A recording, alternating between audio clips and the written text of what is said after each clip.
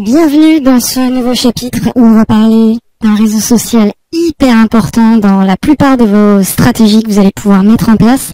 On va parler de Instagram, cette application qui permet de vieillir et d'embellir des photos et de les partager un petit peu partout sur Internet. Instagram, c'est un peu la bonne idée. C'est un réseau social qui a été créé en 2010 par une toute petite équipe. Ils ont même, je crois, commencé à 2 ou 3. Le principe était simple, c'était de retrouver l'aspect des photos Polaroid directement sur son téléphone. Donc c'était assez simple en fait, on pouvait prendre une photo ou sélectionner une photo qu'on avait prise et via Instagram retrouver ce format carré qui obligeait à recadrer les photos qu'on voulait y poster.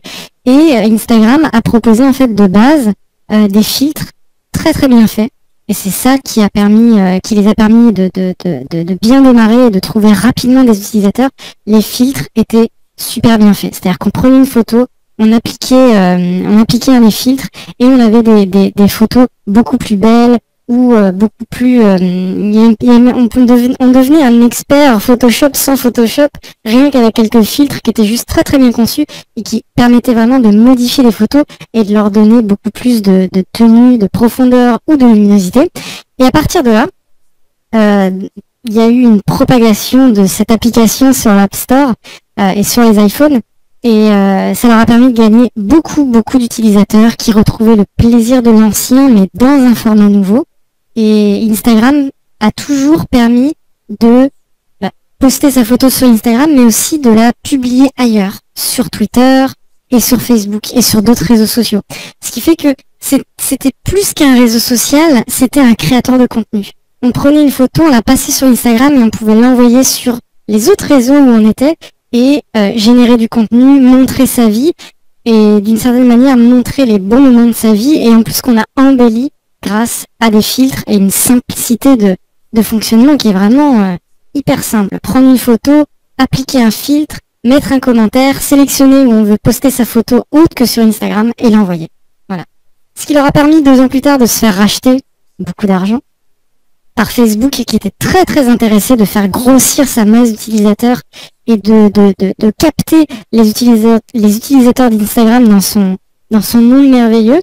Et à partir de là, à partir de ce rachat, il y a eu plusieurs étapes. Il y a eu un nouveau logo, un rebranding, des nouvelles fonctions qui sont apparues, une messagerie, l'apparition de ce qu'on appelle des stories, qui vous permet de publier des vidéos et des photos qui vont avoir une durée limitée dans le temps, et une intégration très poussée de l'outil Instagram à Facebook et surtout aux pages pour les professionnels et plein de fonctions avec la régie publicitaire qui vous permet de faire de la pub sur Instagram depuis l'outil publicitaire de Facebook ou bien directement depuis l'application Instagram. Vous pouvez booster des posts, vous pouvez trouver des audiences et tout ça se mixe avec les données du réseau social Facebook.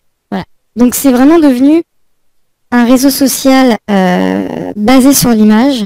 Donc à partir de là, on a c'est presque universel, c'est-à-dire qu'il y a, mis à part les commentaires qui peuvent être que dans une ou 2 langues, la photo reste la photo, tout le monde va la voir. Alors, on va pas forcément avoir la même lecture de la photo, mais tout le monde peut la voir, quelle que soit notre langue. Donc c'est un petit peu le côté universel de ce réseau social par la photo.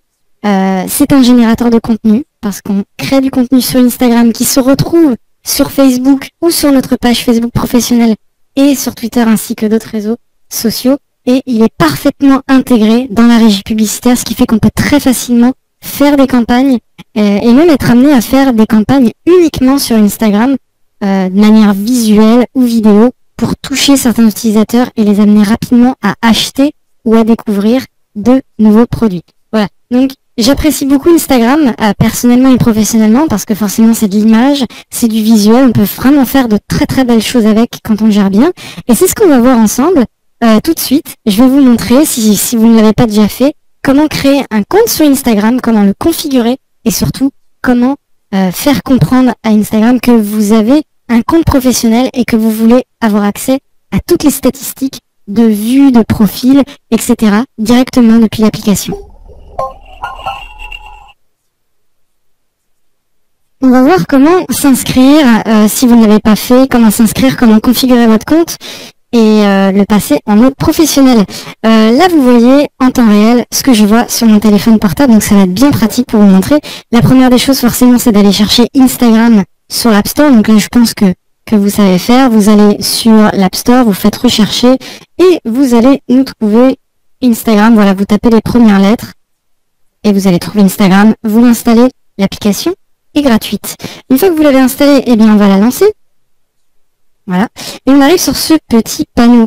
Là, Instagram vous demande soit de vous connecter avec votre nom d'utilisateur et votre mot de passe si vous avez déjà un compte. Vous pouvez vous connecter très facilement vu que c'est intégré à Facebook sans devoir faire toute la procédure. Moi, je vous conseille quand même de cliquer tout en bas sur vous n'avez pas de compte et faire inscrivez-vous. Ça vous permet de séparer votre compte Instagram de votre compte Facebook si un jour vous avez un problème avec votre compte Facebook ou vous souhaitez en changer ou vous souhaitez déléguer votre compte, c'est un peu plus simple de le faire, alors que si vous vous connectez avec Facebook, ça lie les deux ensemble, c'est pas forcément très utile pour la suite. Vous cliquez ici, il vous repose la question, est-ce que vous voulez vous connecter avec Facebook ou avec un mobile ou un email? Bien sûr, on va cliquer sur ce deuxième choix. Là, il vous propose de rentrer un numéro de téléphone ou une adresse électronique. C'est ce qu'on va choisir. On va faire. Donc là, je mets une adresse email, vous mettrez la vôtre, vous faites suivant. Voilà. Vous allez pouvoir mettre une photo. On va prendre une photo. Vous pouvez aussi la prendre depuis la bibliothèque. Voilà. Votre nom complet.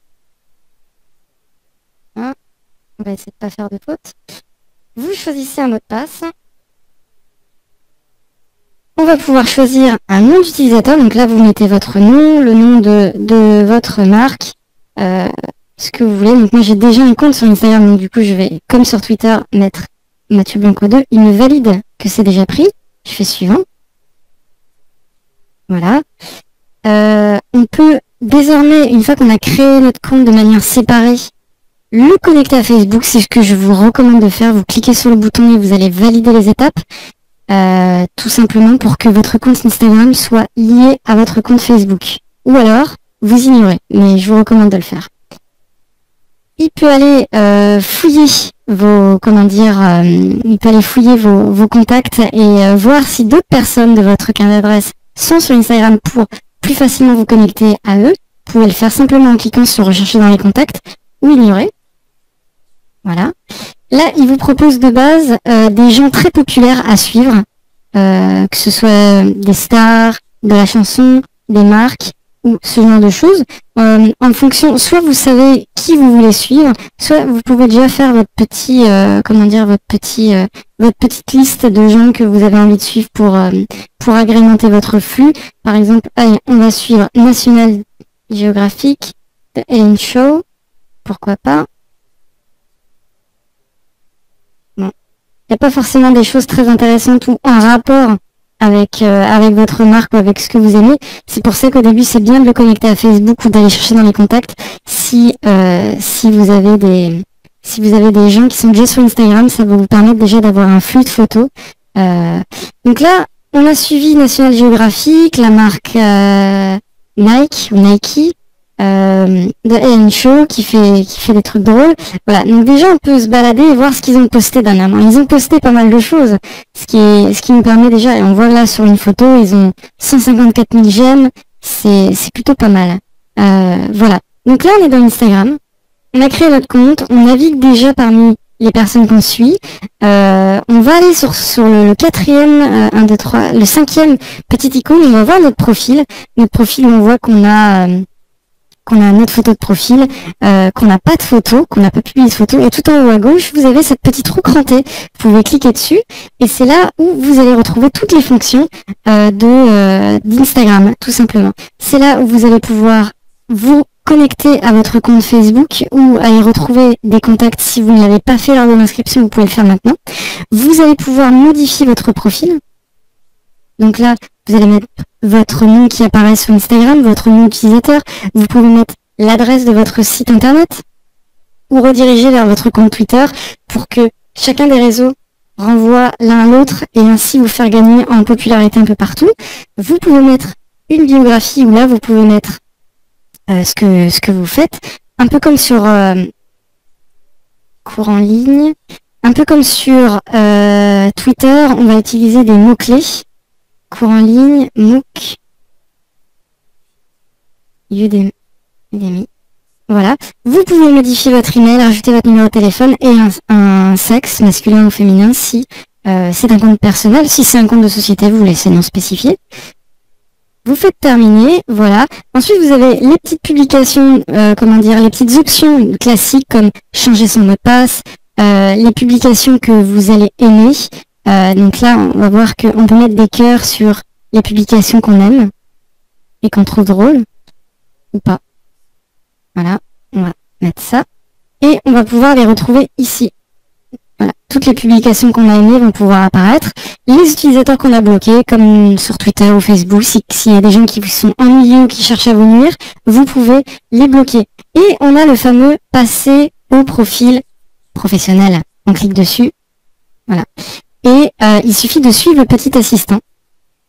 Donc là, il va vous demander de vous connecter à Facebook et il va vous demander de rattacher votre compte Twitter à une page Facebook, une page professionnelle ou une page d'entreprise. Si vous n'en avez pas faite, bien regardez le tutoriel ou rappelez-vous du tutoriel si vous l'avez vu un peu plus haut et allez créer votre page Facebook professionnelle. Et une fois que vous avez validé l'ensemble, il va vous demander, si vous en avez plusieurs, il va vous demander laquelle. Et là, il vous suffira de cliquer sur celle que vous désirez et votre compte va passer en compte professionnel.